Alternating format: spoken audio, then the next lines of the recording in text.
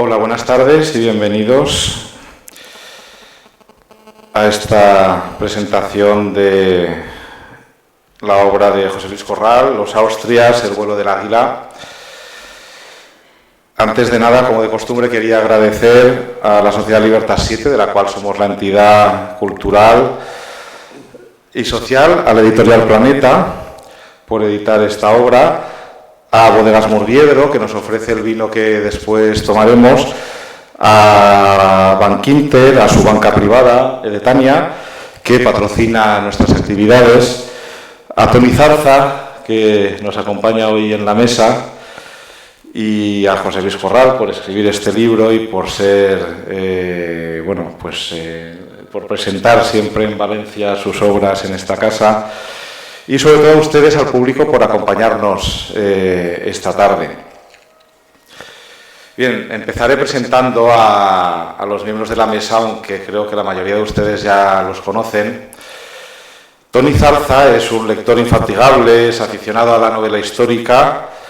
En particular, él gestiona el club de lectura Antonio Penades en Facebook, que es un muro tremendamente activo y que a lo largo de los años se ha ido ganando, creo que, la confianza de muchos aficionados a la novela histórica y a la cultura en general.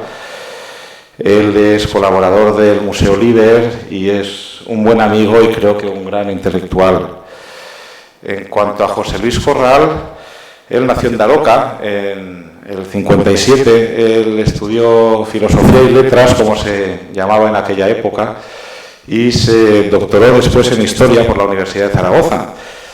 Él es un erudito muy polifacético, es multidisciplinar, hoy por hoy es uno de los aragoneses considerados más ilustres. Es uno de esos estudiosos que ha contribuido a expandir el conocimiento de la historia medieval a través de múltiples ámbitos y a través de múltiples medios.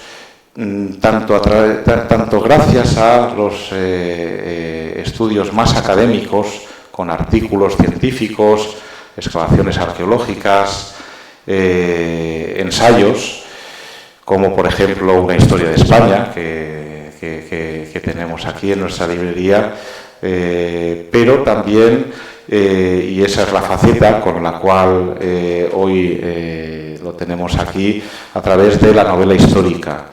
Ha escrito numerosas novelas históricas de gran éxito y además es profesor de historia medieval, ha sido director o ponente de numerosos cursos, seminarios, conferencias y además colabora con numerosos medios de comunicación y ha colaborado, asesorado en diversas obras cinematográficas. Además también es un gran amigo y bueno, pues me honró desde hace bastantes años que lo conocimos con Antonio Penades de contar con él entre mis amigos. Bueno, hoy presentamos esta obra, Los Austrias, que es una inmensa gesta en la que se narra la historia de los reinos hispánicos. Navarra casi no se toca, pero los demás reinos sí. A partir de la muerte de Isabel I de Castilla, es decir, de Isabel la Católica. Empezamos en 1504 y más o menos, si recuerdo bien, acaba en 1509 o 19, perdón. Sí, entonces acaba cuando está a punto de llegar a España Carlos, el que será Carlos I de España y V de Alemania, es decir, el futuro emperador. En ese momento muere Isabel la Católica y se plantea un dilema sucesorio. Porque claro, Fernando de Aragón a los nobles de Castilla no les parece... ellos tienen miedo de que Fernando de Aragón pueda ser un peligro para la corona de Castilla, ya que le puede dar precedencia a la corona de Aragón. Muerta Isabel, recordemos que las coronas habían quedado unidas en las personas de los reyes, pero muerta Isabel, la heredera de la corona es Juana. Juana, a la cual se denominará Juana la Loca. Aquí tenemos a Isabel y aquí tenemos a Fernando, Fernando II de Aragón, Fernando el Católico. Y aquí está su escudo, en el que el lema, tanto monta tanto, quería demostrar la igualdad entre ambos monarcas.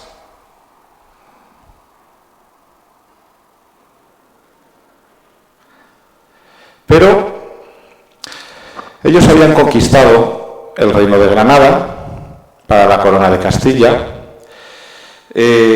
Aragón controlaba los reinos. Aquí tenemos este cuadro sobre la conquista de Granada.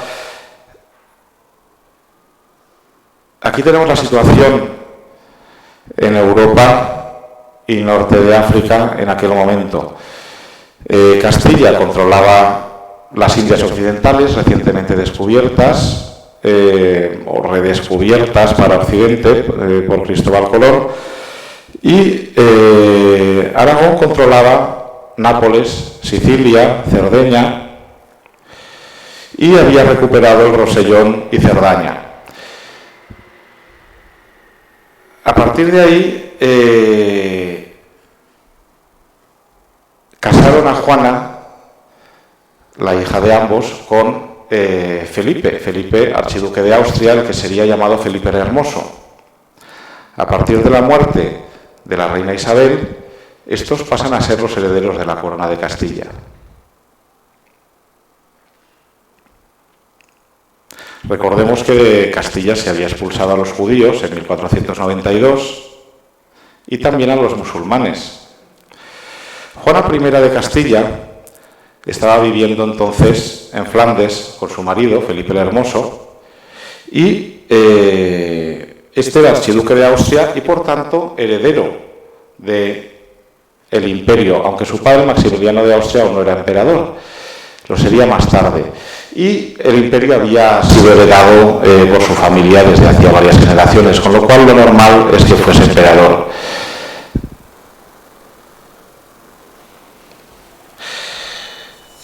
El problema es que parece que Juana no estaba todo lo cuerda que se esperaba. Era una cuestión de genética, estaba loca por cuestiones genéticas. Su abuela materna, la reina Isabel de Portugal, adolecía del mismo mal, según se decía. También había tenido problemas mentales. Era quizá una cuestión de celos extremados. Parece que Felipe, el llamado el Hermoso, pues no era un marido modélico. Pero eso ocurría con la mayoría de los reyes en aquella época. Y en general las reinas se conformaban con estas situaciones. Era quizá una cuestión de que la encerraron desde muy joven, y la encerró Felipe el Hermoso, y después la encerraron también en diversos castillos, como en Medina del Campo o en Tordesillas, como podemos ver aquí. O estaba realmente loca. Y a partir de ahí la historia la ha recordado como Juana la Loca. O era quizá un peón en la política internacional europea y fue víctima de este juego de ajedrez. Pues no lo sabemos. Quizá fue una marioneta en manos de su padre, o en manos de su abuelo Maximiliano, o en manos de su marido Felipe, o en manos de todos ellos. Y la pobre pues acabó, quizá estaba cuerda al principio y acabó perturbada. La verdad es que no lo podemos saber, es muy difícil. El caso es que la pobre pues pasó su vida recluida. Y la mayor parte de su vida no tuvo casi contacto con sus hijos. Hay otros grandes personajes que jalonan este relato. Aquí está Maximiliano de Austria, el padre de Felipe el Hermoso, el abuelo del que sería el emperador Carlos I, y que es el gran enemigo de Fernando el Católico, puesto que ambos aspiran a controlar Europa en mayor o menor medida. Está el Papa Julio II, este Papa que, continuando un poco la tradición de los papas Borgia, se convierte en un Papa guerrero, también en un Papa amante de las artes, y que intentará expandir los dominios del Vaticano, de los Estados Vaticanos, a través de Italia, luchando hacia el sur con el Gran Capitán, con Gonzalo Álvarez de Córdoba en el Reino de Nápoles, y hacia el norte con Francia y también con la Serenísima República de Venecia. También fue el Papa que creó la Guardia Suiza en el Vaticano, y también fue el gran protector de artistas como Miguel Ángel. Está Gonzalo Fernández de Córdoba, el Gran Capitán, que sería el fiel vasallo de Fernando el Católico y que quizá no fue tan bien correspondido por su rey y que agrandó los dominios de la corona de las dos Sicilias. Está Germana de Foix. Germana de Foix era la hermana del rey Luis XII de Francia, y que se casó con Fernando de Aragón, que se casó con ella en segundas nupcias, y que le dio un heredero, Juan de Aragón y Foix, y que si este heredero hubiese sobrevivido más de algunas horas, pues habría sido el heredero de la corona de Aragón, y entonces no habría heredado los dominios de Aragón, de la corona de Aragón, el emperador Carlos I, y entonces la historia habría sido muy diferente. Y finalmente está Carlos I de España, que en esta obra aún es un niño, pero que está llamado a tener un futuro muy importante, ya que heredará pues todos los dominios de sus abuelos, Fernando, Isabel, Maximiliano y María de Borgoña. Y así vemos aquí todos esos dominios, que son los del imperio, bueno, salvo los de América que no cabían, pues, pero que ya conocen, y ese será el gran imperio que probablemente podremos ver narrados en futuras obras. Todo esto nos es narrado en un magistral estudio de fuentes complejas, a veces contradictorias, muy numerosas, por José Luis Corral, por boca de un médico judío, judío converso, o quizá, como se llamaba en la época, cristiano nuevo, porque muchos fueron los que tras la expulsión de judíos y musulmanes se convirtieron a la fuerza y se quedaron en los reinos hispánicos. Este es un observador y pasa de observador a actor en esta epopeya de los Austrias, que sin duda continuará. Muchas gracias y cedo la palabra a Toni Zarza.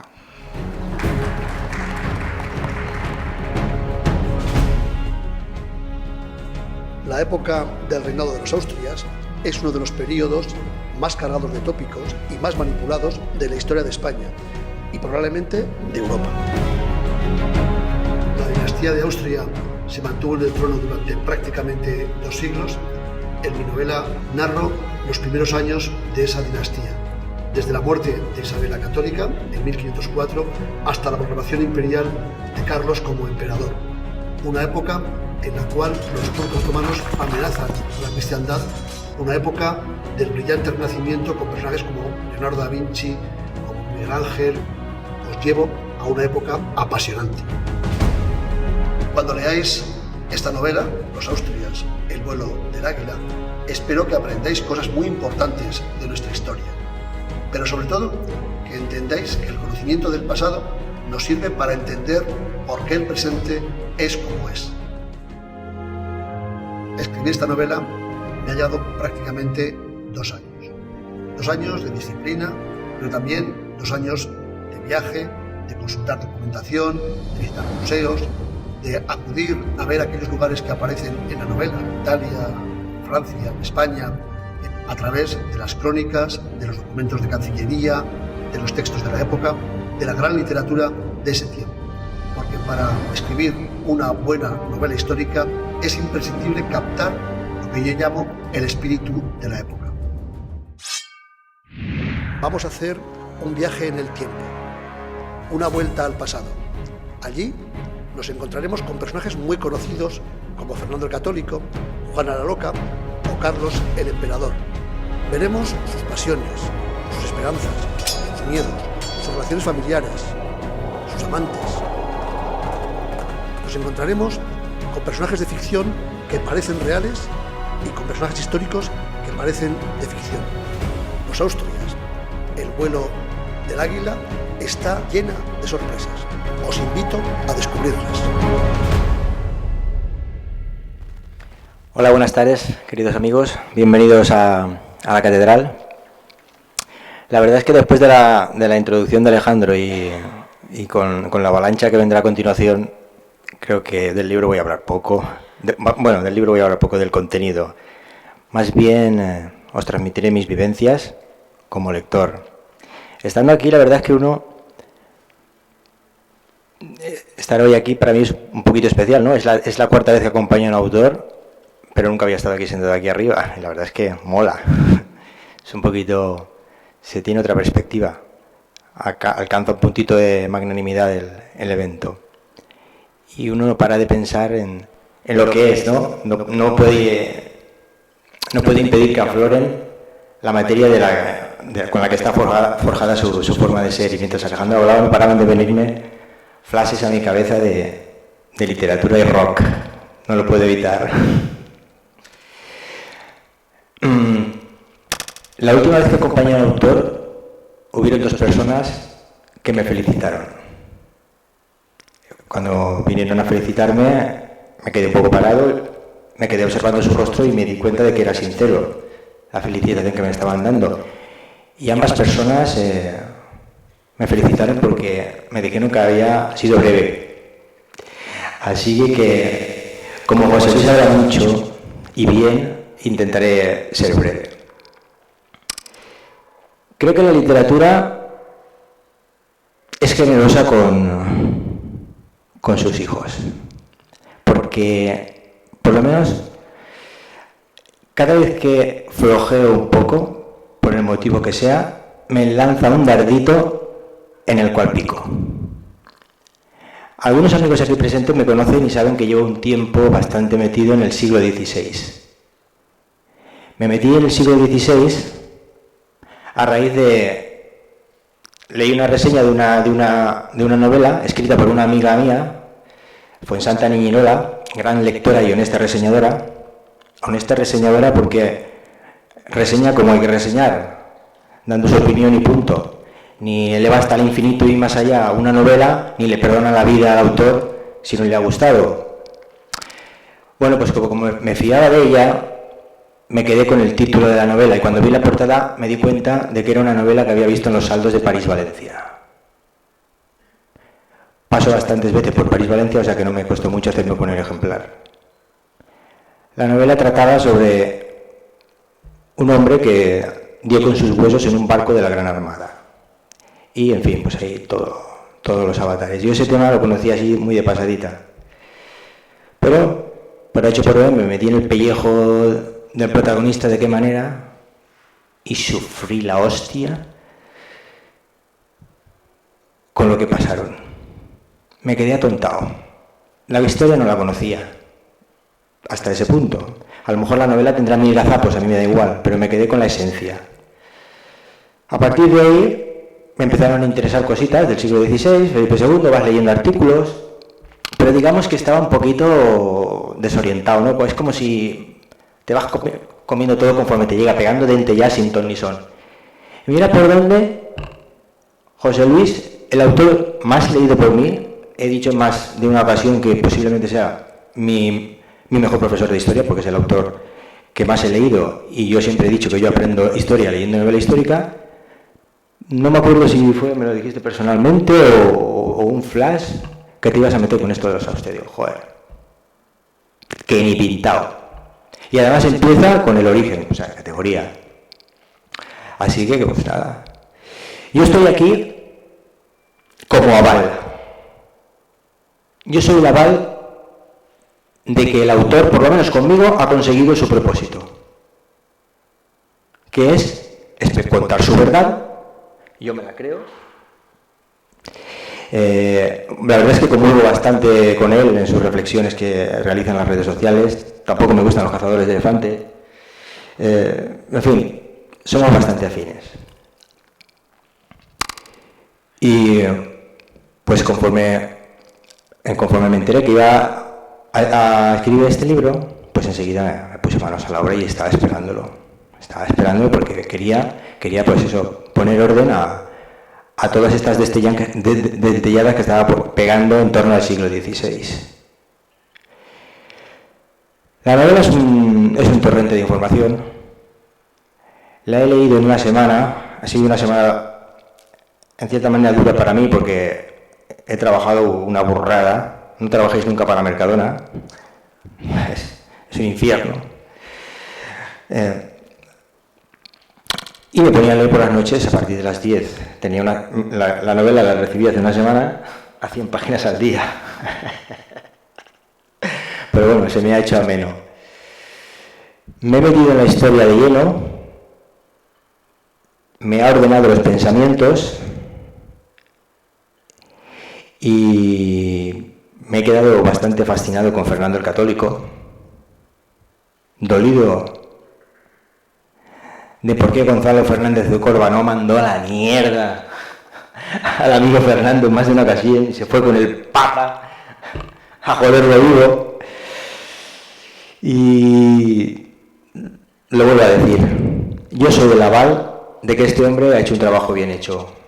A mí me ha vuelto a cautivar y espero la segunda parte. Lo que pasa es que le he dicho ahora aquí entre bastidores que me ha quedado una especie de sentimientos confusos, porque el amigo Fernando me ha dejado un poco atontado y me dan ganas de subir hacia arriba, más que me cuenta la historia del amigo Quijadas, porque agüita cada Quijada que tenía el amigo Carlos. Y nada más. Encantado de haber vuelto a ver al profesor Corral y espero la segunda parte. Muchas gracias.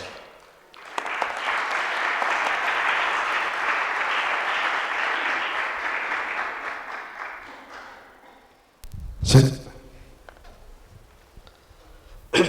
Bueno, muy buenas tardes. Apaga que si no se acopla.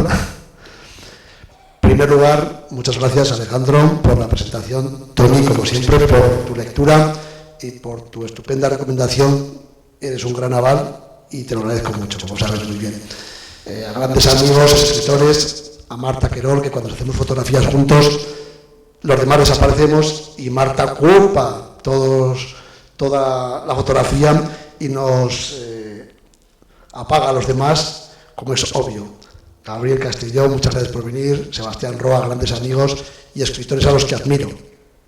Alejandro, por supuesto, por invitarme una vez más a participar en las actividades de este fantástico museo que yo siempre recomiendo, y a todos ustedes por estar aquí esta tarde en torno a un libro, a una novela que, como decía Toni, a mí también me ha apasionado escribirla. Una novela que tiene su origen hace 3 años y medio más o menos. Yo llevo 5 años, ya para 6 en Planeta. Antes publicaba mis novelas y algunos de mis libros en Edasa. Tiene su origen, como digo, hace 3 años y medio exactamente, en una cena del Premio Planeta, a la cual me invitan y suelo acudir. No me gustan estos acontecimientos sociales, estas ferias de las vanidades, pero en fin, me dicen, tienes que estar. Bueno, pues estoy. Y hace 3 años y medio, José Manuel Lara, el editor de Planeta, fallecido hace 1 año aproximadamente, me preguntó, ya estaba malito, ya tenía, en fin, esa enfermedad tan terrible, y me dijo, bueno, ¿en qué estás ahora, no? Y le dije, pues estoy acabando la novela del médico hereje sobre Miguel Servet, que saldría a los pocos meses de aquella conversación, digo, quiero plantear una novela sobre Fernando el Católico. Y me dijo Lara, que te manden el contrato ya, ¿no? Digo, bueno, espera un poco, vamos por tiempos, ¿no? Hablamos unos 10 minutos aquel día, estaba ahí todo lleno de gente, evidentemente, hay más de 1000 personas o 1000 personas en aquella cena, y me dijo, por cierto, tendrás que meter también con los hostias. Y digo, también. Así fue un poquito la gestación de este proyecto, que en principio, y esto off the record, que no se escuche por ahí, está planteada como una serie de 5 novelas sobre el siglo XVI.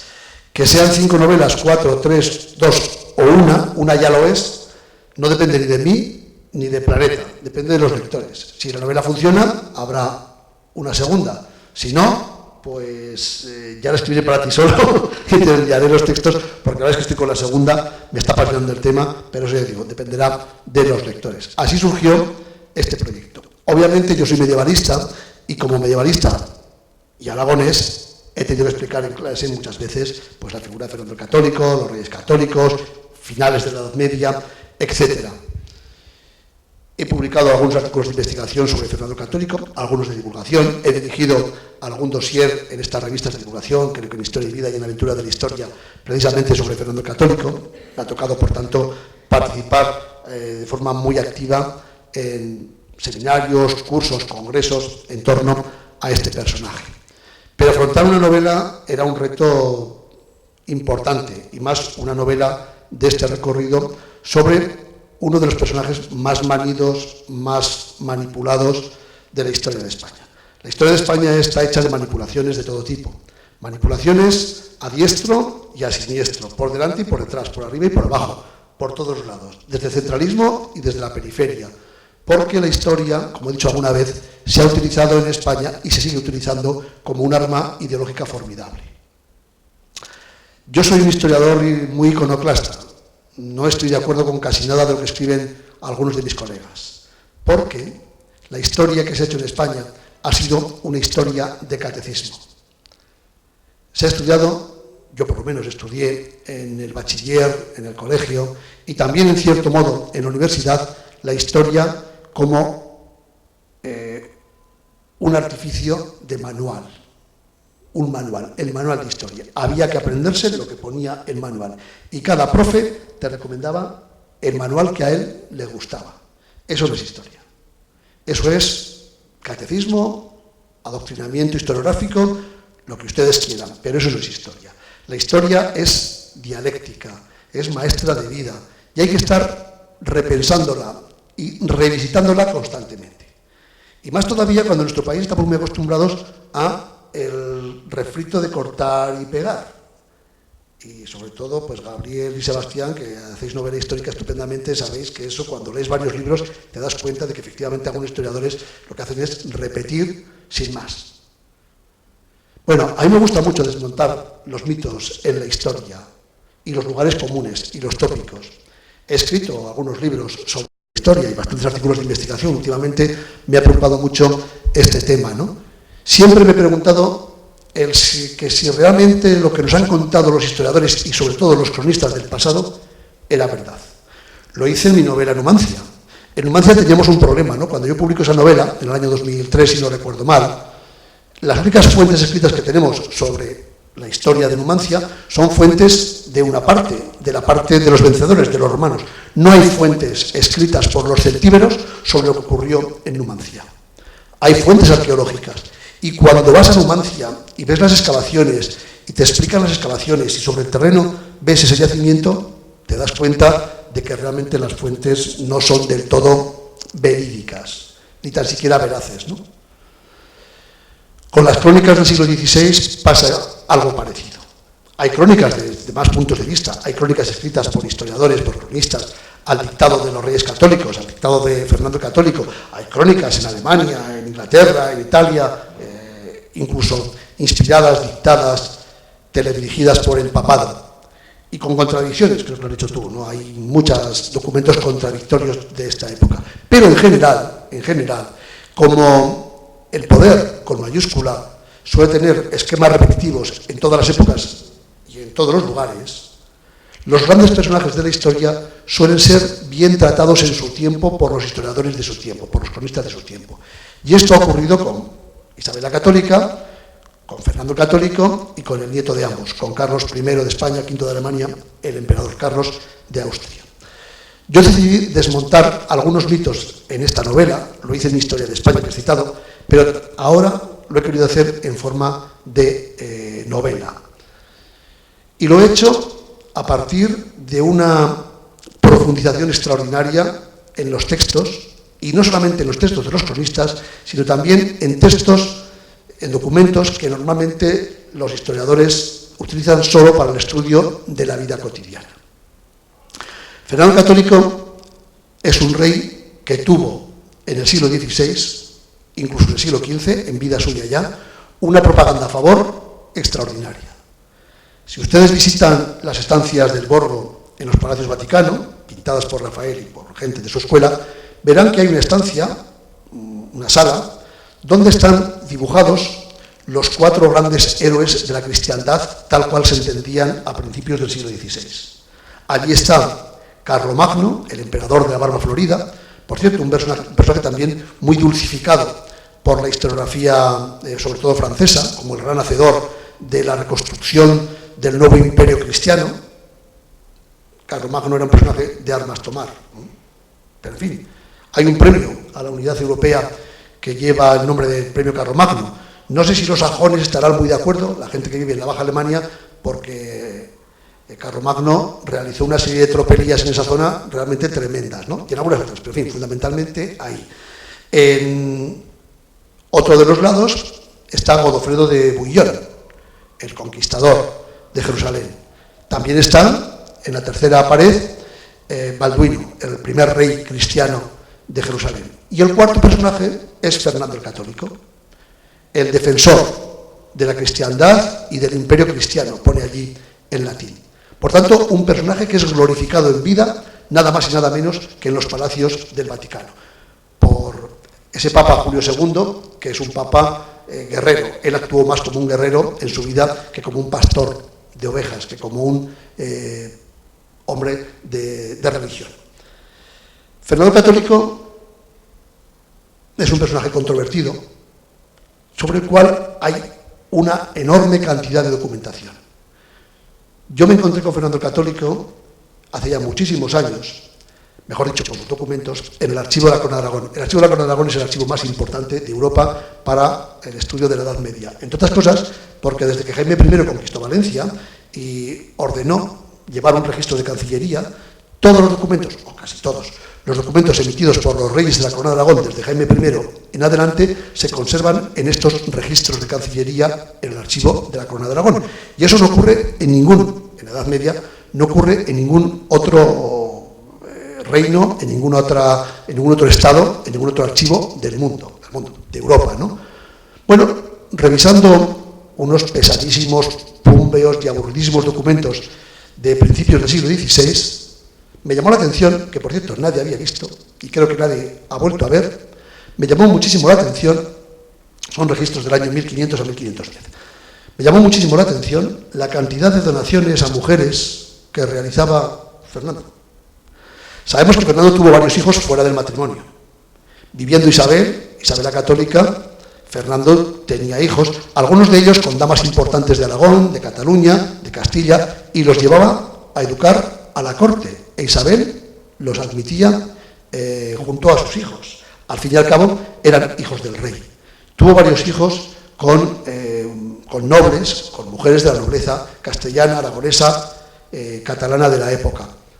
Pero tuvo también muchos hijos, más de los que ustedes puedan imaginar, fuera del ámbito de la corte, fuera del ámbito de la nobleza. Claro, a los hijos bastardos tenidos con nobles les daba cargos importantes. A uno de ellos lo hizo con 4 años arzobispo de Zaragoza. Imagínense la escena, ¿no?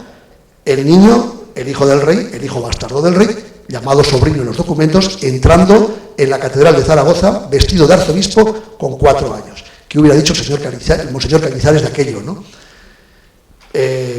Fue un personaje muy curioso en su vida, este hijo natural del rey.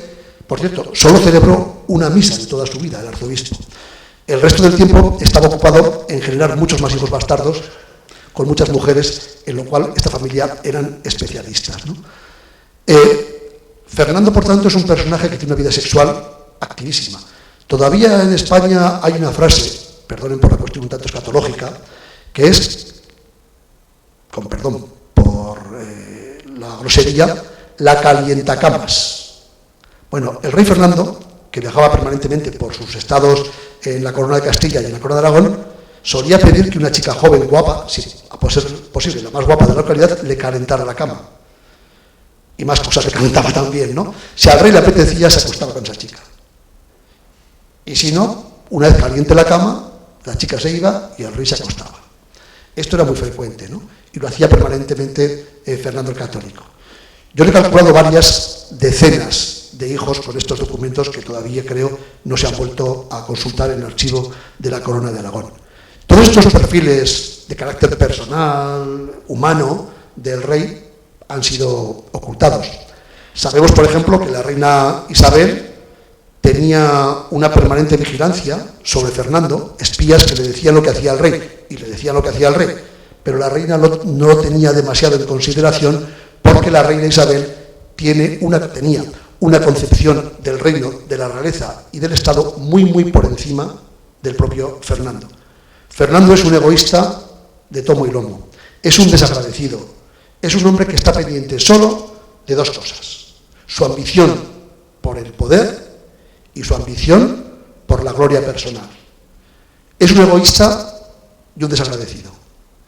Utiliza a su mujer, a su único hijo legítimo, Juan, a sus hijas legítimas, pero también a los ilegítimos en su propio beneficio, utilizándolos como moneda de cambio, cosa habitual en la época, para casarlos con otros príncipes, princesas de Portugal, de Austria, de Flandes, de Inglaterra, de donde fuera, para sus intereses personales. Es un gran desagradecido, porque, como habéis dicho, las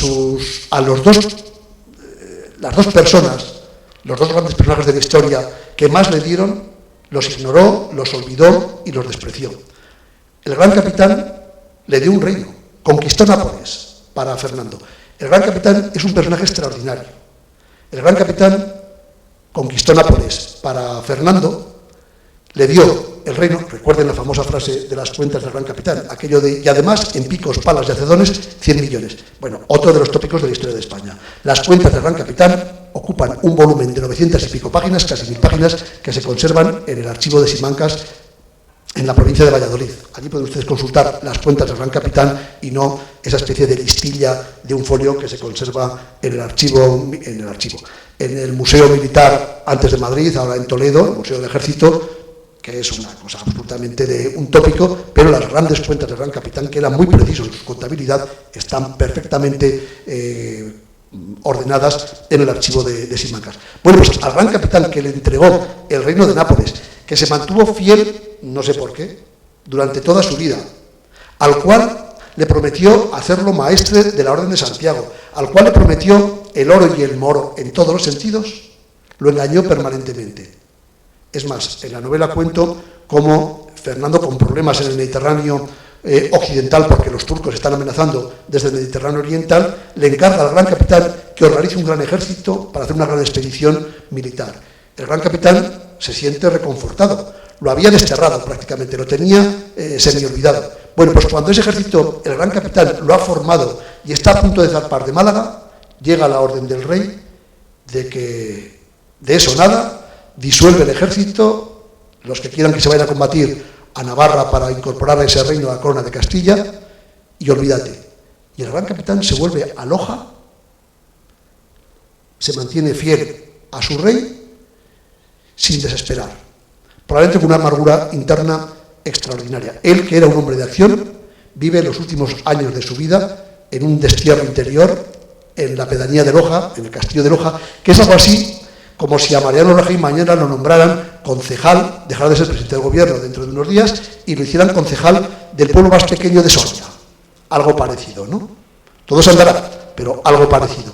Bueno, pues ese desprecio, esa falta de de compromiso con quien le había dado todo y un reino, es una muestra de desagradecimiento de Fernando el Católico. Hace lo mismo con Cristóbal Colón. El gran capitán le había dado un reino, Cristóbal Colón le había dado un continente. Cristóbal Colón pasó los últimos años de su vida suplicando una entrevista con el rey, con Fernando. Aparece Colón al final de su vida, en los últimos momentos de su vida, en esta novela, esperando en vano una audiencia real, él que le había dado un nuevo mundo, un mundo entero. También lo trató muy mal al final de su vida, hasta tal punto que no sabemos si los huesos de Colón están en Sevilla, están en Puerto Rico o dónde están. Un desagradecido, un egoísta, un hombre que estaba solamente obsesionado con el poder. La novela comienza exactamente en el momento en el cual Isabel la Católica emite su último aliento vital. Eso ocurrió a mediodía del 26 de noviembre del año 1504 en el Palacio Real de Medina del Campo. Bueno, hablar de palacios reales con los reyes católicos es exagerar un poco. Por ejemplo, se dice que Juana la Loca, vivió los últimos 40 años de su vida encerrada en el Palacio Real de Tordesillas. El Palacio Real de Tordesillas no existe, se derribó en la época de Carlos III. Hay una maqueta en la Casa del Tratado, un pequeño centro de interpretación allí en Tordesillas, al lado de la iglesia de Santolín, que hemos visto en una de las diapositivas, donde hay una representación, una maqueta de lo que pudo ser el palacio de Juana la Loca en Tordesillas. Realmente era una casona de barro, de tapial, con una pequeña mirador atalaya, donde sale en la novela esa atalaya donde Juana subía a contemplar el horizonte porque no tenía otra posibilidad. Apenas salió de allí en toda su vida, 40 y tantos años, una mujer que probablemente no estaba loca, pero a la cual su madre, su esposo, su padre y su hijo la volvieron loca, ¿no? Esa es la iglesia de San Antolín y esa es la estatua en bronce en Tordesillas de Juana la Loca. La novela, como digo, comienza en ese mismo momento, mediodía del 26 de noviembre de 1504. Acaba de fallecer Isabel después de unos meses de dolores, de enfermedad. Ella tenía un cáncer de útero, no podía prácticamente moverse, no podía ni tan siquiera cerrar las piernas por las infecciones, lo pasó muy mal. Isabel, antes de morir, como tenía un concepto del Estado, de la monarquía y por supuesto de la familia mucho más elevado que Fernando, le obliga a Fernando a jurar. Ella sabía que se iba a morir, era consciente, y Fernando todavía gozaba de muy buena salud, le obliga a jurar que nunca se casará, que aunque ella muera, él se mantendrá soltero o viudo, pero sin volverse a casar. ¿Por qué? Porque la monarquía de los reyes católicos es una monarquía asimétrica. El tanto monta tanto Isabel como Fernando es un invento. El lema de los reyes católicos es tanto monta. Es un lema griego y latino después, que quiere decir que el fin justifica los medios. Es decir, que Alejandro Magno va a conquistar Asia por las buenas o por las malas, por lo civil o por lo criminal, con alianzas, con pactos o por la fuerza. Eso significa, y los romanos igual, eso significa tanto monta. Es decir, el tanto monta es el da igual los medios, lo importante es el fin. La monarquía de los reyes católicos es asimétrica. Por eso he dicho en alguna ocasión que los reyes católicos no fundaron España. Eso es mentira. La monarquía es asimétrica porque en Castilla, Fernando, al casarse con Isabel, era rey efectivo, era rey con plena capacidad de gobierno, pero en Aragón no. En Aragón, Isabel no era reina consorte, pero no era reina efectiva porque la ley era muy distinta en Aragón o en Castilla. En Castilla las mujeres podían reinar y podían ejercer la realeza. En la corona de Aragón las mujeres no podían reinar y por tanto no podían ejercer la realeza. Eso sí, en Aragón, a falta de varón, las mujeres podían transmitir la sangre real y la potestas regia. Petronila, reina de Aragón, transmitió la potestas regia de Aragón a su hijo Alfonso II. Se casó con el príncipe de Aragón, antes conde de Barcelona, Ramón Berenguer IV. Isabel la Católica era reina consorte en Aragón, pero pero no era reina ejerciente en Aragón. Por eso, la monarquía de los Reyes Católicos es una monarquía asimétrica. Y por eso, justo en el momento en el cual muere Isabel la Católica, Fernando deja de ser rey de Castilla. A las pocas horas de morir Isabel, a media tarde de ese 26 de noviembre, aparecen los secretarios, aparecen los notarios del Reino de Castilla y Fernando deja de llamarse rey de Castilla. Nunca más, en el resto de su vida, en los años que vivió hasta su muerte, en Madrigalejos en 1516, volvió a llamarse rey de Castilla. La heredera de Castilla, la tarde del 26 de noviembre de 1504, es Juana. Hubiera sido Juan, el príncipe Juan, el príncipe en el cual los Reyes Católicos tenían puestas todas sus esperanzas, pero Juan murió con 19 años. Lo habían casado con la hermana de Felipe el Hermoso, era un doble matrimonio, ¿no? Dos hijos de los Reyes Católicos, chico-chica, Juan-Juana, se casaron con los dos hijos de Maximiliano de Austria, Felipe el Hermoso y la princesa Margarita. Dicen las malas lenguas que estaba tan obsesionado con Margarita, el príncipe Juan, que murió de amor, o si ustedes quieren, de sexo.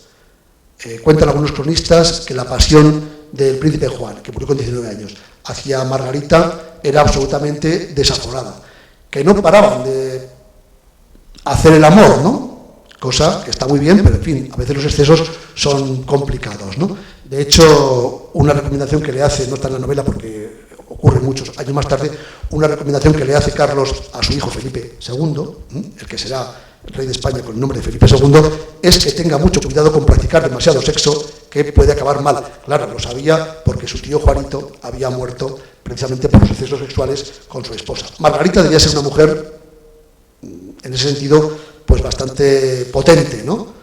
Bueno, de ese matrimonio, como has dicho, ese matrimonio de Juan, príncipe Juan, el hijo de los Reyes Católicos, el único hijo varón de los Reyes Católicos, y de Margarita nació una niña.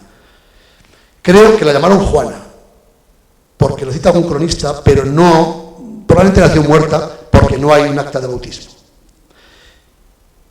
Si de ese matrimonio de Juan y de Juana hubiera nacido un niño varón, o hubiera sobrevivido Juan a sus padres, no hubiera habido ningún problema dinástico. Juan era el heredero de la corona de Aragón por Fernando y el heredero de la corona de Castilla por Isabel. Pero Juan murió sin descendientes.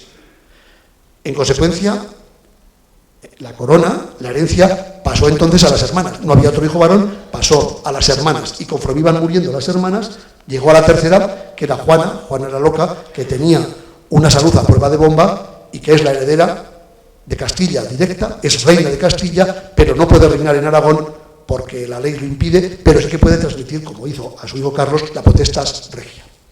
Ahora bien, Fernando, que le promete en un documento a la reina Isabel, a su esposa, que no se casará, hasta en esto incumplió su palabra. A los 7 meses ya estaba casado, a los 7 meses de la muerte de Isabel VIII, ya se había casado con una joven francesa, sobrina del rey de Francia, de Luis XII, Germana de Foix, o de Foch, pronunciado al estilo occitano, que era una mujer de 19 años, Fernando ya tenía casi 60 años, una mujer de 19 años y que debía ser una mujer esplendorosa. Después, cuando se hizo mayor, cuando parió el hijo de Carlos, engordó muchísimo y era tan gorda que debía ser como 150 kilos, ¿no? Y se empeoró. Pero Fernando el Católico se casa con esta chica y hace todo lo posible, con esta princesa francesa, pero hace todo lo posible por dejarla embarazada. Incumple la promesa. Isabel sabía que si Fernando tenía un hijo varón con otra mujer, la heredera de Castilla iba a ser Juana, pero el heredero en Aragón iba a ser ese futuro príncipe nacido del segundo matrimonio de Fernando. Fernando hizo todo lo posible por dejar embarazada a Juana, lo cual también desmonta el mito de que Fernando quería la unidad de España. Si estaba empeñado, sabía que su hija Juana era la heredera, estuvo empeñado, hizo todo lo posible. Primero, consumiendo alimentos que se creían afrodisíacos, testículos de toro, almejas, mariscos, mejillones. Le decían los médicos que potenciaba la sexualidad este alimento. Y cuando ya se hizo más mayor y la cuestión sexual pues se debilitó hasta extremos preocupantes, empezó a ingerir una serie de productos, de pócimas, de afrodisíacos más peligrosos. Hombre, te puedes morir de un atracón de testículos de toro si te comes, yo qué sé, 3 kilos de testículos de toro, o si comes unas almejas en mal estado.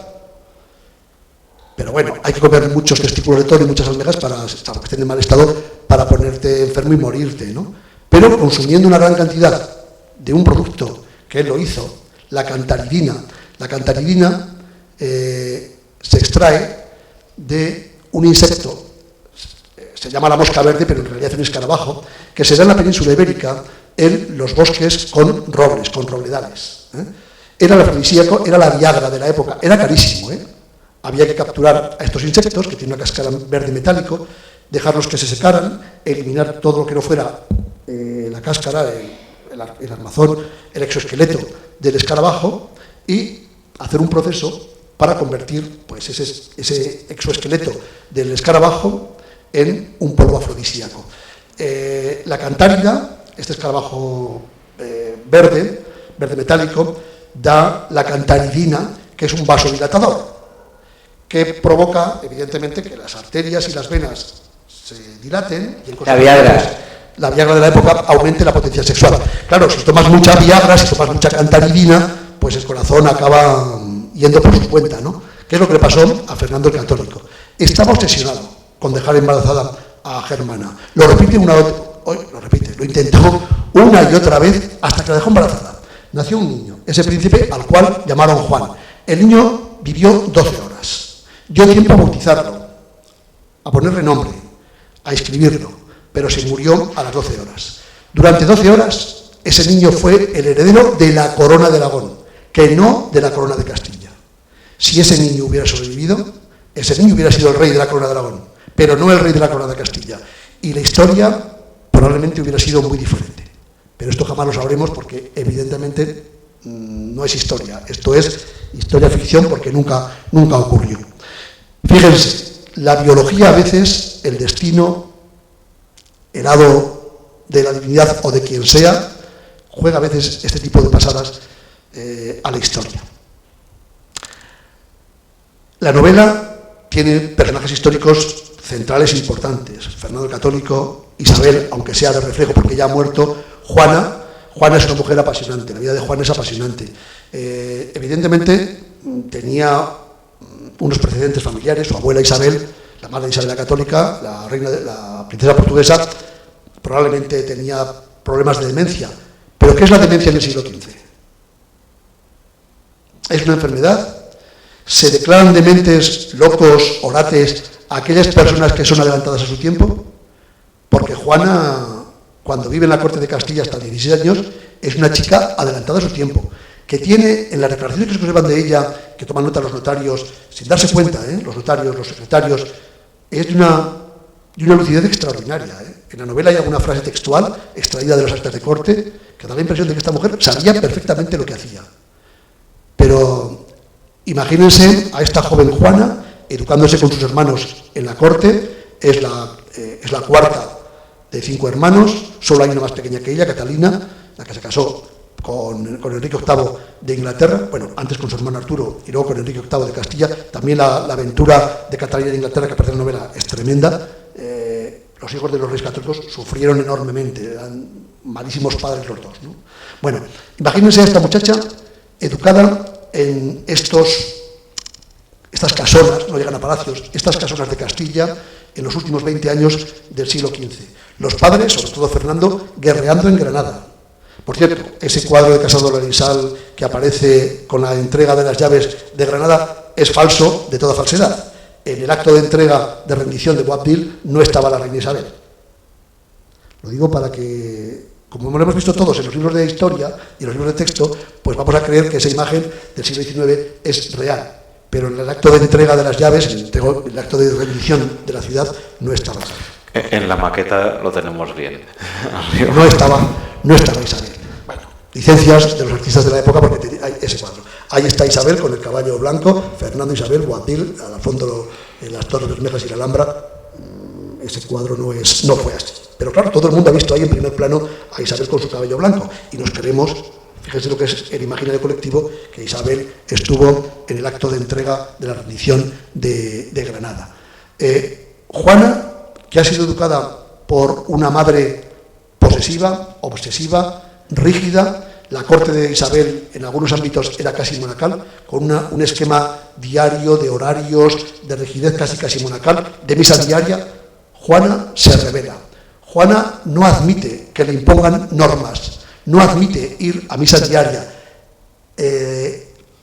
Los testigos de la corte, todos, sin excepción, con lo cual puede que sea cierto, hacen declaraciones tan tremendas sobre la actitud de Juana hacia la Iglesia, hacia el culto, hacia la misa de la Eucaristía, que desde luego, si no hubiera sido la hija de los reyes, hubiera acabado en el Tribunal de la Inquisición. Pero como era princesa, eso se ocultó. Esa niña, rubia, de ojos azules, como su madre, es enviada, por cuestiones políticas, a casarse a Flandes con un príncipe al cual no conoce. Le han enviado unos retratos, como era habitual en esta época. Hay muchos retratos de estos príncipes, de estos reyes, porque se enviaban retratos para que al menos vieran la imagen de cómo podía ser tu futura esposa, tu futuro marido. Juana ha recibido educación para príncipes, con esa rigidez de la corte castellana, con esta austeridad de la reina Isabel, en estos palacios fríos en invierno. Vean los ropajes que llevan en invierno, tapados, con mantas, con tocas, porque hacía un frío espantoso, ¿no? Pero también le han leído novelas de caballerías. Sabemos, lo han estudiado algunos profesores de la literatura medieval, el profesor Nicasio Salvador, catedrático de literatura medieval en la Complutense de Madrid, ha publicado varios artículos sobre la biblioteca de Isabel la Católica y lo que se leía en la corte de Isabel. Esta muchachita, con 14, 15 años, ha estado escuchando las novelas de caballerías que hablan de caballeros andantes, que hablan de Parsifal, de Sir Lancelot, Lanzarote del Lago, de Galahad, que van en busca de la dama, del ideal, del grial, todo ese mundo de caballeros, de damas absolutamente idealizado de las novelas. Y cuando ella viaja a Flandes, obligada por sus padres, y ha visto el retrato del que va a ser su esposo, que tiene un año más que ella, un chico de 17 años, evidentemente va con la idea de que se va a encontrar en ese reino del norte, en ese territorio del norte, con su príncipe azul. Y además, cuando llega a Flandes, se encuentra con que Felipe parece ser que era guapo. La cuestión de la estética cambia mucho de época a época, ¿no? Seguramente si Rubens viera a una de las supermodelos actuales, diría, qué horror, ¿no? Porque recuerden cómo pintaba Rubens el ideal de la belleza. Bueno, independientemente, este hombre debía ser guapo para la época. Felipe el Hermoso, un hombre alto, poderoso, rubio, de ojos claros, relativamente alto y grande para su época. De hecho, Carlos, su hijo, Felipe era un enamorado de las armas y de las armaduras y de los cascos y de las corazas, y ninguna le valía, ya siendo mayor, a su hijo. Tuvieron que hacerle armaduras nuevas porque las de su padre, que tenía una buena colección de armaduras, no le valían, sencillamente porque le iban muy grandes, ¿no? Y Carlos era una persona normal, con lo cual debía ser un tipo bien plantado. Cuando la recibe en Flandes, esta niña debió recibir un impacto tremendo, ¿no? Es su príncipe azul. Pero es que cuando desde la costa va primero a Gante y luego a Bruselas, se encuentra con dos palacios descomunales. En Gante, la corte de los Austrias tenía un palacio de 300 habitaciones, no existe, el palacio de Prinsenhof ahora no existe, queda el resto de un torreón, el foso y poco más, pero las grandes estancias de este palacio fueron destruidas. Bueno, en el palacio de Prinsenhof, 300 habitaciones, un palacio construido entre los siglos XIV y XV, en el fantástico gótico flamígero de la Baja Edad Media, con la etiqueta de la corte de Borgoña, que era la etiqueta de corte, la corte más elegante del mundo, la que imponía la moda en Europa en el vestir, en el comer, en el servicio de mesa, la etiqueta de los banquetes, por supuesto, en las joyas absolutamente extraordinarias. Hay publicado un libro carísimo, por cierto, en 3 volúmenes, sobre las joyas de los Austrias, que es esplendoroso, unas joyas descomunales. La música, claro, esta chica se encuentra con ese palacio de Prinsenhof, con el palacio de Kudenberg en Bruselas, palacios absolutamente deslumbrantes, con esos ventanales góticos y con esas vidrieras espectaculares, con un zoológico incluso en el palacio, y se queda obnubilada. No va a ser el príncipe azul. Felipe va a utilizar a Juana para sus intereses. Él lo que quería era convertirse en el gran soberano de Europa, como le estaba instigando su padre Maximiliano, el emperador, y la trató muy mal. La engañó, la persiguió, la encerró en una mazmorra, en una prisión, la sometió a malos tratos y claro, todo ese mundo de fantasía que ella había imaginado en el viaje a Flandes se le viene abajo estrepitosamente. Pero es que cuando regresa con él a Castilla y se hace cargo de la corona de Castilla como heredera legítima a la muerte de su madre, poco después de la muerte de su madre, la encierra en un castillo, el castillo también desaparecido, en un torreón de piedra en el castillo de Mucientes, que es una localidad que conserva el pueblo a 5 kilómetros al norte de Burgos. Allí estaba encerrada cuando muere Felipe y la llaman desde Burgos para que vaya. Pero es que cuando ella se convierte en reina de Castilla al lado de su marido, su padre, Fernando el Católico, hace todo lo posible, y lo consigue, para que las Cortes de Castilla y León la declaren, vamos a llamar, inhábil para gobernar, no loca, inhábil para gobernar. Nunca le quitaron el título de reina. Ella fue reina hasta el final de sus días, pero no le dejaron gobernar. Su padre la encerró en esa casona palaciega de Tordesillas, y después su hijo la mantuvo encerrada. 44 años, 43 años encerrada. Realmente es para volverse loca, ¿verdad? Bueno, esa es la mujer que protagoniza en buena medida gran parte de la novela.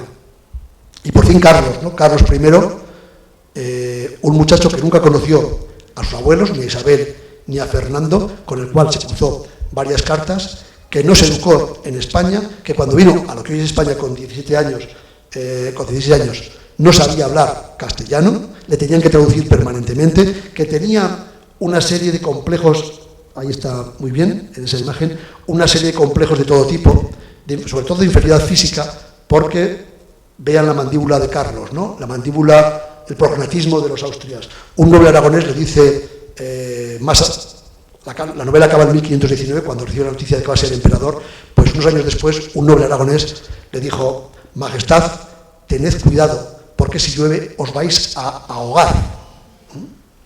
Es decir, no podía cerrar la boca, no podía masticar bien, tuvo muchos problemas estomacales a lo largo de su vida porque tenía serias dificultades para masticar. La mandíbula superior y la inferior, con ese prognatismo exagerado, no le casaban bien y por tanto masticar era un problema tremendo para el muchacho, que tuvo que tragar casi siempre carne pues muy cocinada y a pedacitos, pues, tragando los pedacitos porque tenía, como digo, esas tremendas dificultades para masticar. Un hombre con esos complejos de inferioridad que llega a España y que se encuentra con su abuelastra, Germana de Foix, que es la reina de Aragón, y que él conoce.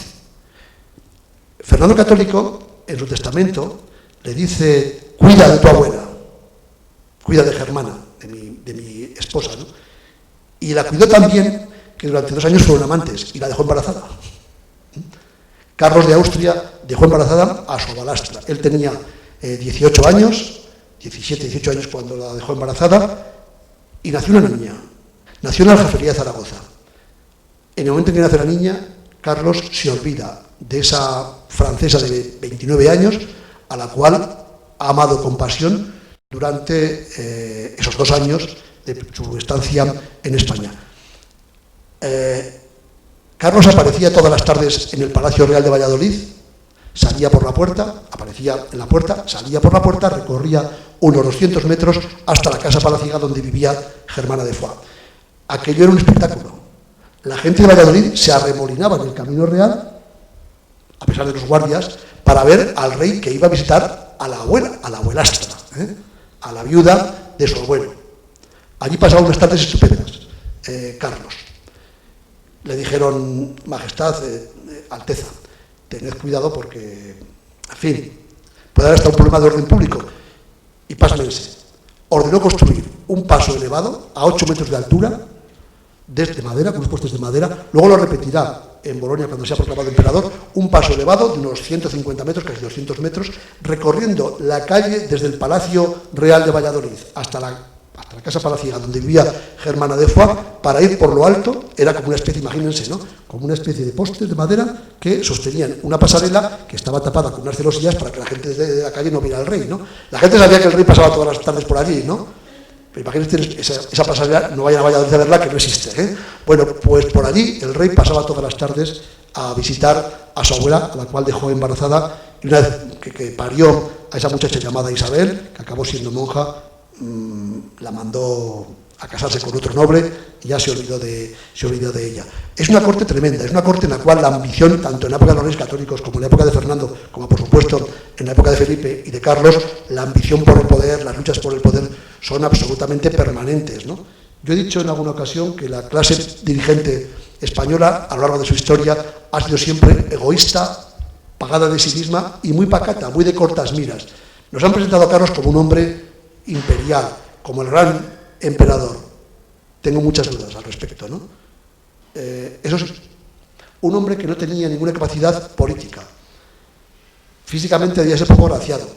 No era un gran general en el campo de batalla. Aparece por ahí dibujado por algunos grandes autores como Tiziano en Pavía, ¿no? Él no participó en esa batalla, ni tan siquiera estaba allí.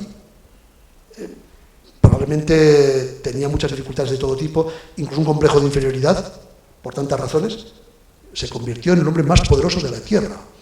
Y sobre él, César imperial, el César, el nuevo Augusto, el nuevo César, el nuevo emperador, etcétera, etcétera, etcétera.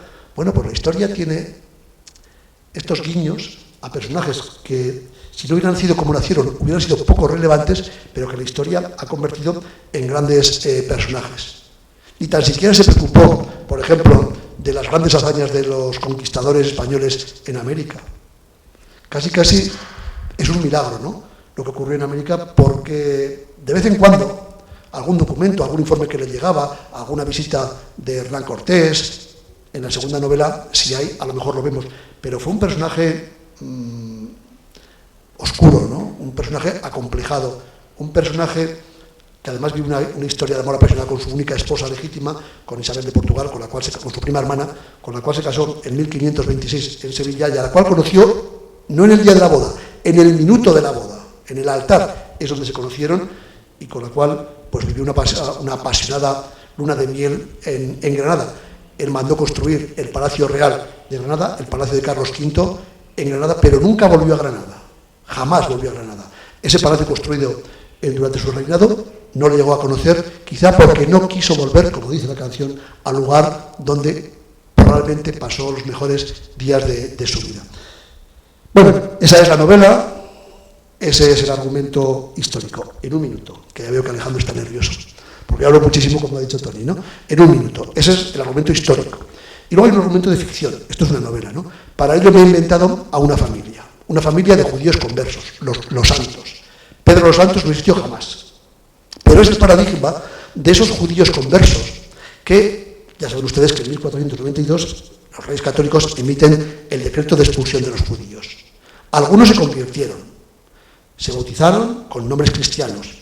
El que se llamaba David Salomón o Judá Leví, o un nombre judío, pasó a llamarse Pedro, Juan, nombres casi siempre de apóstoles, y apellidos muy cristianos, cristianísimos, para que se viera que la conversión era de verdad. Los santos, todos los santos, Santa Paz, Santa Cruz, Santa María, Sant'Ángel, famoso judío Sant'Ángel valenciano. Bueno, todos estos judíos conversos participaron en actividades de corte interesantes, o bien fueron financieros de los reyes, o bien fueron médicos. Yo he convertido a los santos en una familia de judíos conversos, primero para explicar ese fenómeno de los judíos sefardíes que se quedaron convertidos al cristianismo, renunciando a su religión, a su fe, a sus costumbres, hasta a su forma de alimentarse para sobrevivir. Y cómo esta familia va adecuándose a los nuevos tiempos. Son supervivientes, tienen que convertirse en sicarios del rey. Pedro los Santos va adaptándose a lo que le pide el rey, porque él sabe que mientras haga lo que el rey, Fernando, le diga, va a protegerse él y su familia, porque evidentemente, a pesar de que muchos de estos judíos se habían convertido y eran cristianos, la Inquisición, instaurada en la península ibérica por los reyes católicos, la Inquisición estaba muy pendiente de cualquier desliz que pudieran tener. Ojo, fueras un judío converso en 1506 y un amigo te ofreciera una tajada de tocino y la rechazaras, que automáticamente eras sospechoso de haber caído en el criptojudaísmo, de seguir practicando la religión de los judíos de forma oculta. Ojo, cometieras un pequeño desliz de cualquier tipo, que enseguida eras acusado por la Inquisición o por un vecino. Por tanto, la tensión de esta familia, la tensión que vive permanentemente, puesto que aunque son cristianos nuevos pueden ser, evidentemente, en cualquier momento acusados de caer en el criptojudaísmo, en las prácticas judías, me servía para, de alguna forma y de manera pues más literaria, colocar este segundo pilar, el pilar más literario, más de ficción en la novela. La novela acaba en 1519, con una escena que tiene lugar en la Aljafería, en la cual Fernando el Católico está presente, pero de forma un tanto testimonial, porque en realidad quien sufre un ataque de epilepsia era epiléptico, Carlos. Él lo sabía y de niño se asusta, pero claro, sus consejeros en Flandes le dicen: no os preocupéis, Alteza, la epilepsia no es una enfermedad, es algo de reyes. Grandes monarcas de la antigüedad, Julio César, Alejandro Magno, han sido epilépticos, han tenido esta enfermedad. Bueno, han tenido esta forma de expresar pues la majestad, la realeza, la gloria. Y seguramente se lo creyó. Bueno, al final de la novela ocurre... He forzado un poquito la historia. Nos cuenta un cronista que la noticia de que ha muerto Maximiliano y de que él va a ser emperador porque es el que más ha pagado para ser emperador. Recuerden que aunque el imperio ya estaba casi hereditariamente en manos de los austrias, seguía habiendo 7 grandes electores, 3 obispos, arzobispos y 4 grandes electores nobles en Alemania que elegían al emperador. Era cuestión de quién pagaba más. Compitió con Francisco I de Francia, pagó más Carlos, se endeudó. Los banqueros, esto suena, ¿verdad? Los banqueros pagaban para que esta gente tuviera pues esa capacidad de acceso a la dignidad imperial, y Carlos recibió la noticia de un cronista en el camino de Zaragoza a Lérida, cuando había dejado, después de varios meses de estancia en Zaragoza, y se dirigía a Cataluña para ser jurado como como conde de Barcelona y soberano de los catalanes. Yo he forzado un poquito la historia porque me parecía muy bien que un mensajero le trajera la noticia por los monegros. Bueno, y he forzado un poquito y he puesto que recibe esa noticia en la Aljafería, y ahí tiene una ensoñación que, si ustedes la leen, pues verán cómo acaba la novela. Acaba, pero a la vez la dejo abierta porque espero que esta novela sea la primera de esa serie que os he dicho, pero eso ya no dependerá de mí, evidentemente, ni tan siquiera del Planeta, eso dependerá de los lectores. Nada más, espero no haberles aburrido y muchísimas gracias por haber asistido a esta presentación.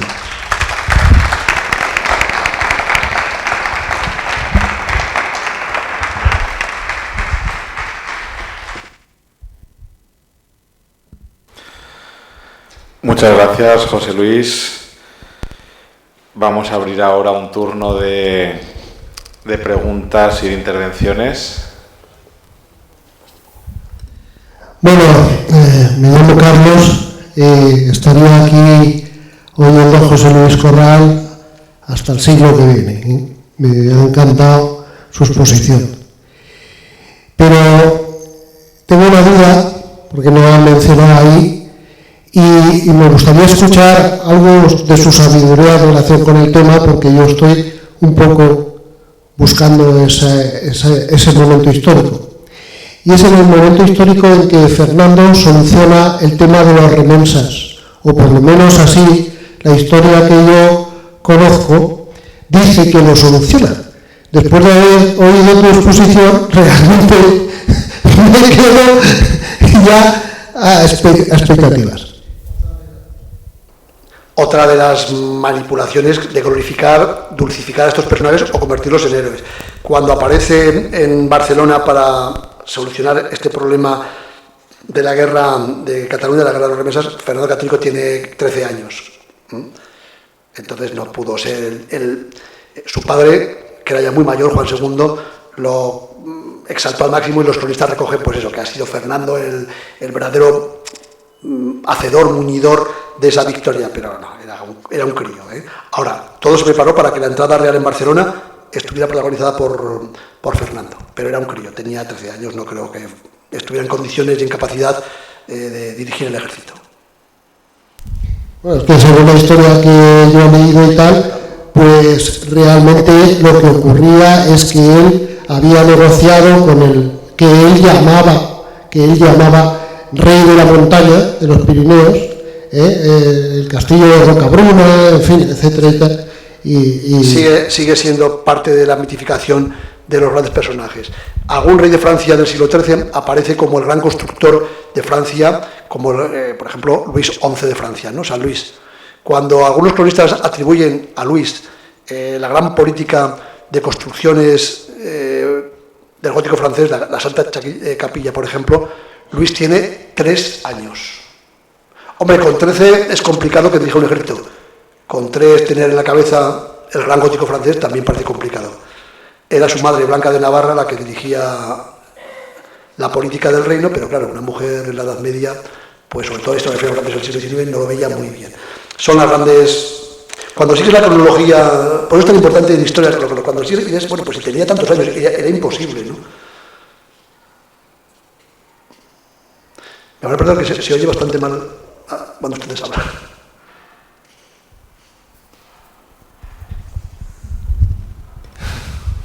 Que Sebastián ya saben cómo es. No, es que quería esperar a ver si había alguna pregunta más para salirme y entrar en el tema. He leído en alguna entrevista por ahí que te han hecho a raíz de la promoción de esta novela. Algún comentario tuyo. Yo sé que los periodistas, tú contestas a las preguntas que hacen los periodistas y luego ellos las reflejan en el papel como les da la gana, ¿no? Pero como te lo he oído decir alguna vez, hablando precisamente de la construcción mítica de España, desde la época de los Reyes Católicos, te he oído decir que España es una realidad nacional que existe desde 1978, ¿no? Y lo mantengo. Me gustaría que... Ya sé que hemos chateado y que va... Vamos a ver, yo he dicho exactamente lo siguiente. Desde el punto de vista geográfico, es lo que he dicho, ¿eh? Lo que pasa es que luego la prensa, ya saben ustedes cómo funciona. Pero yo lo que digo siempre es que hoy, 16 de junio de 2016, en Valencia, a las 9 menos 10 de la tarde, noche ya, todavía tarde, España, desde el punto de vista geográfico, político, administrativo y jurídico, es un Estado fundado exactamente el 27 de diciembre, que es cuando se sanciona la Constitución, de 1978. ¿Por qué? ¿Por qué lo digo? Porque en 1972 el Sáhara Occidental, entonces llamada el Sáhara Español, era una provincia española, tan española como la provincia de Albacete. Por tanto, geográficamente hablando, España ahora no es como en 1932. Es más, desde el punto de vista jurídico, tampoco. Y eso de que las naciones son eternas es muy discutible, por una razón. Porque en el siglo II, cuando un escritor romano habla de la natio nationis, no está hablando de la nación, está hablando de un pueblo. Los galos son una natio, los celtíberos también. Porque cuando Rajoy hace unos días dice que España es la nación más antigua de Europa y que tiene más de 500 años, el concepto de nación que está intentando explicar Rajoy, es el concepto de nación surgido en el siglo XVIII con la Revolución Francesa y la Revolución Norteamericana, que es un concepto de nación-estado con unas leyes derivadas de una voluntad popular. La nación española no existe en el siglo XVI, ni en el siglo XVII, ni hasta en el siglo XVIII. La primera vez que esa relación pueblo-nación moderna, en el sentido que ahora entendemos como nación, aparece en nuestro país es en la Constitución de Cádiz, Constitución que fracasó enseguida, de 1812. En esta época, las naciones como tales, entendidas en ese sentido moderno, no existen. Lo que existen son los territorios bajo dominio del señor natural que es el rey. Por eso, las Cortes de Castilla y León, cuando llega Carlos de Austria, o las Cortes de Aragón, o las de Valencia, o las de Barcelona, no entienden absolutamente nada, porque el concepto que trae de Estado, de país, de territorio, Carlos, es un concepto imperial de su familia, que le ha explicado su abuelo, Maximiliano, su padre no porque lo abandonó, pero su abuelo sí, con el cual tenía mejor relación con su padre, que Felipe el Hermoso, le ha explicado a su padre el concepto de imperio, casi como una especie de federación de territorios bajo la figura del emperador. Eso no ocurre en la época de los Reyes Católicos, con el concepto de monarquía hispana. Lo hemos visto claramente cuando muere Isabel, se rompe la unidad, porque Fernando no es el rey. Entonces, utilizar las palabras hay que tener mucho cuidado, porque el concepto de nación no es el mismo. Y con España pasa lo mismo. Hablar de la España romana es un error monumental, porque los romanos llaman Hispania a un territorio geográfico que está lleno de naciones, pero naciones en el sentido latino, de pueblos, de pueblos en el sentido mezcla de cultura, de tribu y de etnia, que no es lo mismo etnia que tribu. Ese es el concepto de la natio en el mundo latino, pero claro, natio lo traducimos ahora como nación, pero no es lo mismo, a eso me refería.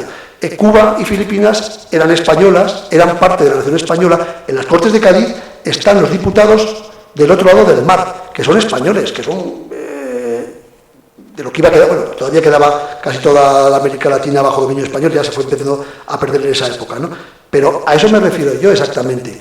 Otra cosa es que proyectemos la idea actual de España en el pasado más remoto y que digamos, la España visigoda. Yo he visto una serie de televisión de un capítulo y medio, Memoria de España, puede que se llamara, que dirigió García de Cortázar, ¿no? Fernando García de Cortázar. Me quedé estupefacto.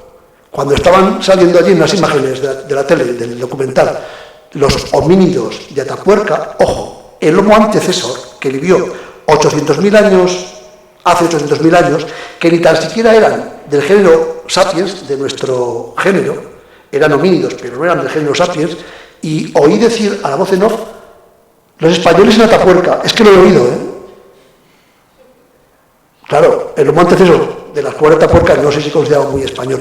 Cuando proyectamos una idea política, geográfica, incluso ideológica, del presente de Adán o del presente del XVI, en el pasado más remoto posible, pues hacemos lo que hacen permanentemente en Cataluña y lo que se critica desde posturas españolas o españolistas, y es falsificar la historia, falsificando, alterando, condicionando los conceptos.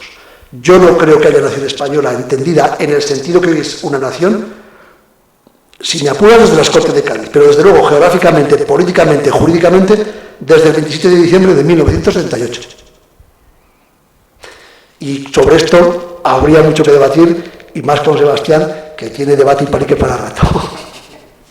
Pero bueno, en otro momento pues hacer un seminario sobre el concepto de España o las Españas. Fernando el Católico se llamó en alguna ocasión Hispaniarum Rex, rey de las Hispanias, es decir, de los territorios que configuran ese espacio geográfico que es hoy España y Portugal. También decía Camões, el famoso poeta portugués, autor de Os Lusíadas, decía: portugueses, castellanos, aragoneses, catalanes, españoles todos. No lo dice así, es hispanos todos, que no es lo mismo, pero los traductores interesados traducen Hispania por España e hispanos por españoles, y eso es peligroso, y no es correcto.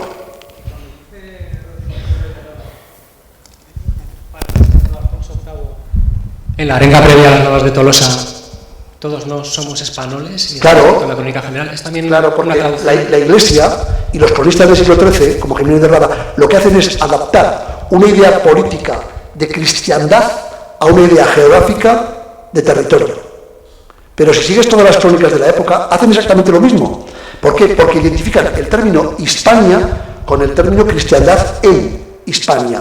Pero nunca hablan de España. Las traducciones de España son versiones del siglo XVI que han pasado por versiones del siglo XIII. Si cogen los manuscritos originales, siempre es Hispania, nunca es España. La gran y general historia de España no es así.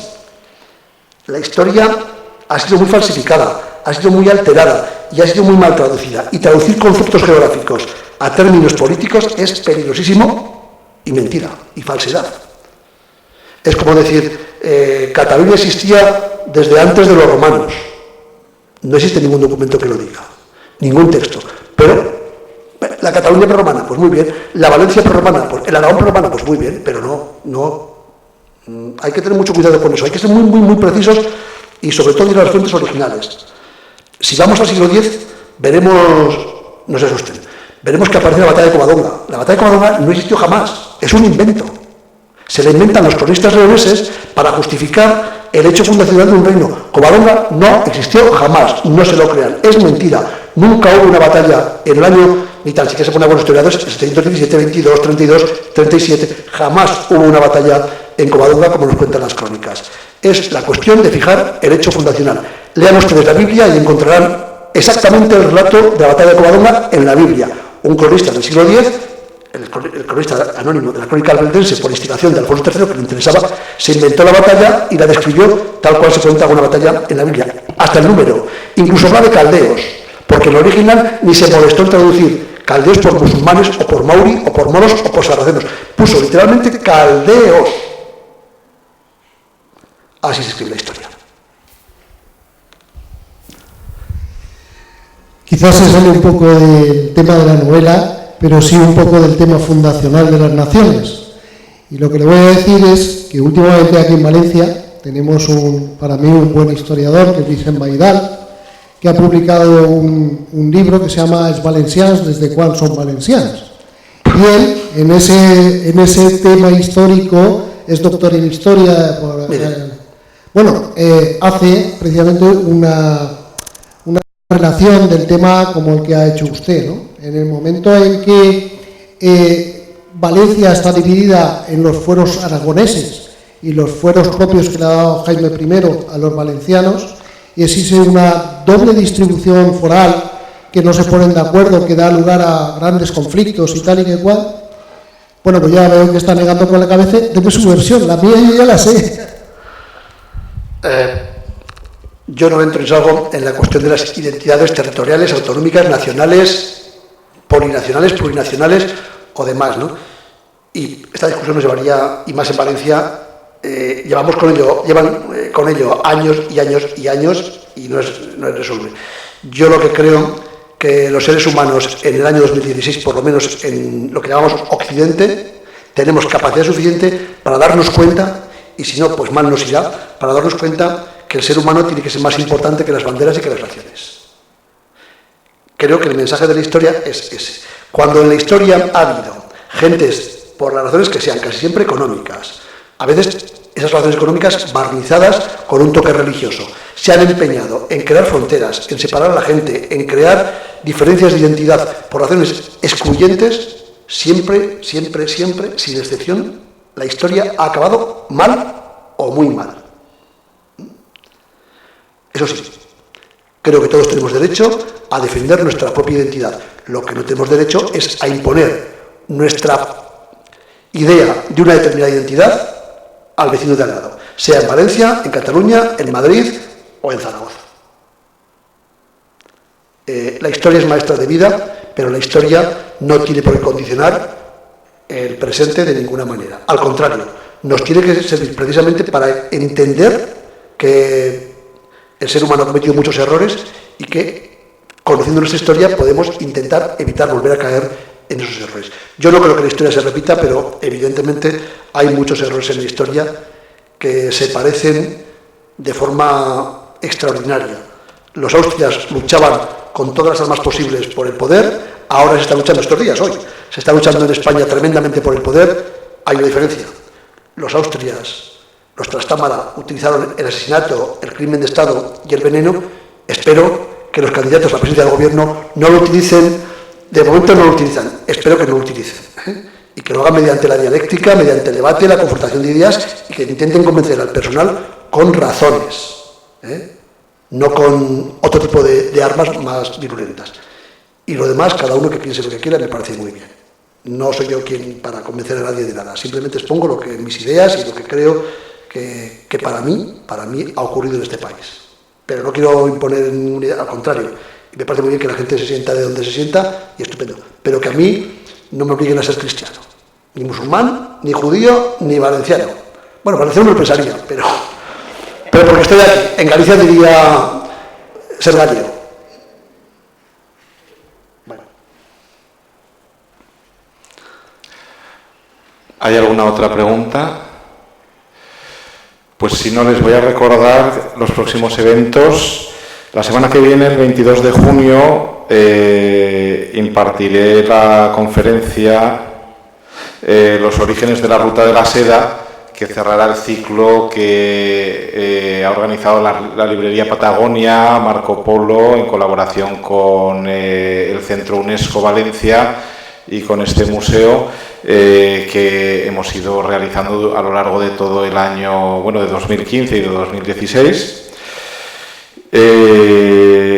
Y también desde el 22 de agosto al 1 de septiembre organizamos un viaje a China, al cual la acompañaré. Y de momento esas son las actividades que vamos a realizar, a menos de que, bueno, pues de que surja alguna nueva, pero bueno, de momento hemos tenido un año bastante cargado de actividades. Les recuerdo que somos una fundación sin ánimo de lucro y ya saben que se pueden hacer amigos del museo por una suma muy módica y que además Hacienda les devuelve una parte importante de esta aportación. Y además tenemos una urna a la salida, cualquier ayuda pues nos ayuda a hacer actividades como esta. Ahora en el patio contiguo pues les ofrecemos un vino, cortesía de Bodegas Murviedro, y además el autor estará encantado de... Pueden adquirir no solo este libro, sino también otros anteriores de José Luis Corral, y estará encantado José Luis de firmárselo. Muchas gracias y buenas noches. Muchas gracias.